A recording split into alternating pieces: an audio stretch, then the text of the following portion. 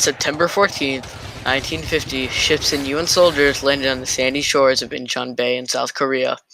General MacArthur planned to take Inchon Bay back, and if they succeed, it would be a great triumph in the war. This victory was the turning point because it was a huge victory and lead to an armistice. The Korean War, also known as the Forgotten War, started in 1950, but to know the real cause, one must go back to 1900. Japan invaded Korea and took them over. The Korean people were first put into labor camps. The Koreans became slaves to the Japanese people and maids forced into work. There was a period when our nation brought to bear great suffering upon the people of the Korean peninsula. The deep sorrow that I feel over this will never be forgotten.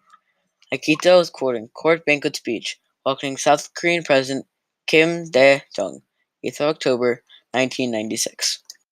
When World War II started, the Koreans helped build bombs, cars, planes, and other deadly things to help win the war in Japanese's favor.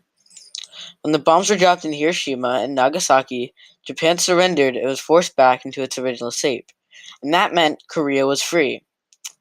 Then, at the Potsdam Conference, the U.S. decided to establish a border called the 38th parallel, which was a temporary solution in 1948. America was supposed to occupy the South, while the Soviets occupied the North. As soon as this happened, the U.S. put a Korean president, Syngman Rhee, who lived in exile in the U.S., while the Soviets put Kim Il-sung, who also lived in exile but in the Soviet Union. The South went to capitalism, and the North went to communism. In 1948, there were small border disputes over and over between North and South Korea. As the Soviet Union sent troops and tanks to the border, the South knew what was coming, a full war. The South President asked the UN to help if there was ever a conflict, to which MacArthur said, "I will defend Korea as I would my own country, just as I would for California." General Douglas MacArthur to Dr. Syngman Rhee, President of the 2-month-old South Korean Republic, October 1948. As the North crossed the border, the war had begun. I was drafted during the Korean War. None of us wanted to go. It was only a couple of years after World War II had ended. We said, "Wait a second, didn't we just get through with that?" Clint Eastwood in an interview, 1986. They put people in giant gunboats. As they sailed the Pacific, they were ready for a battle. During this time, North Korea took over South Korea's capital and thought they had won the war.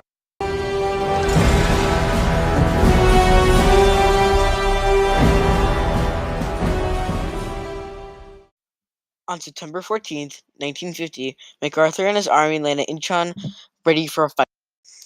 Their plan was to go for the capital and then push them back all the way to Communist China, ending the war. They had some things to worry about. One was the tide. When they had to go through the bay, the water was coming out the many islands, so if one of those boats would hit those islands, it would crash and the operation would fail. So they had to go in the morning so there was no high tide, and they could pass through the rocky bay. They also had to note that the fog was rolling in, and if they were still in the ships, they could get attacked from the front, failing the operation. At 7:40, they went through the rocks and many islands, and all of the ships were fine. I realize that Inchon is a 500 to 1 gamble, but I am used to taking such odds. We shall land at Inchon, and I shall crush them, MacArthur told his staff before leaving, 1950. They started bombing the North Koreans. They began firing for 5 hours. At first, they had captured 136 and killed 107. They kept pushing forward, and with heavy bombings, they'd killed around 14,000 in the next 13 days. A futile victory at this point in the war. It was a major victory which would invite us to fight back and stop the war. The Koreans were very, very afraid because they were close to the border in the South Korean capital. The Americans were moving fast and were getting close. The North Koreans saw this as a surprise attack and very close to 30th parallel. They lost a small chunk of their army as they piled onto the beach with more and more ships and supplies. Danger that the People's Army route of the retreat will be cut off. Therefore, it seems appropriate that the main force of the People's Army should concentrate but maintain mobility. In a telegram from General Ni Xinglang to Zhao and Lai, explaining that they had to retreat or the U.S. would get close to cut them off, killing more of their army. As the North Koreans retreated, it was a triumphant victory for the UN and the South Koreans. After Inchon, the U.S. made a run for the capital. To take it back was the first step in winning the war. They used tanks and land transport vehicles to take the capital. Then they took the capital, Seoul, back in 1950 of December. As they pushed the North Korean army back to Communist China, the UN troops thought they had won the war. But then the Chinese army came and pushed them back to the midpoint of North Korea.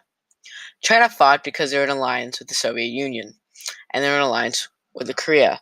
So Stalin asked China to help out, and they did. As the UN troops and Chinese troops kept pushing back and forth, the thought of nuclear weapons came up. Truman did not even want to get close to using it on the Korean Peninsula. But MacArthur thought he should use it on China to cripple their forces.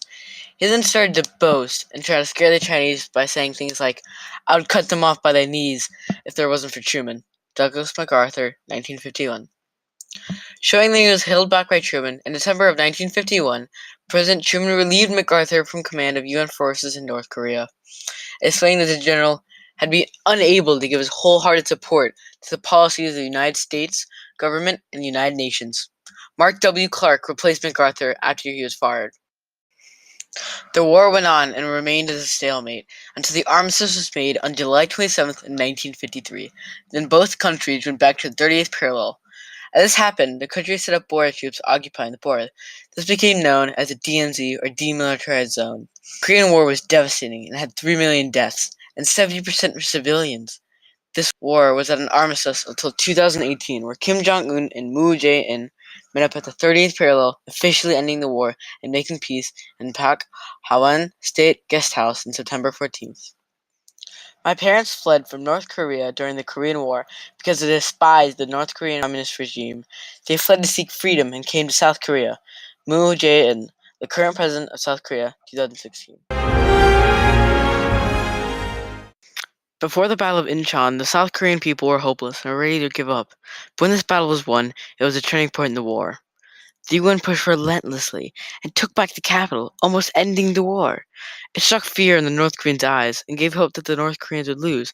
South Koreans could win this war and be happy again. The UN would stop this war. Other wars would happen, such as Vietnam. But this is the beginning of the Cold War. As Henry Truman said, in the simplest of terms, what we are trying to do in Korea is this: we're trying to prevent a third world war. Henry Truman in an interview, 1954.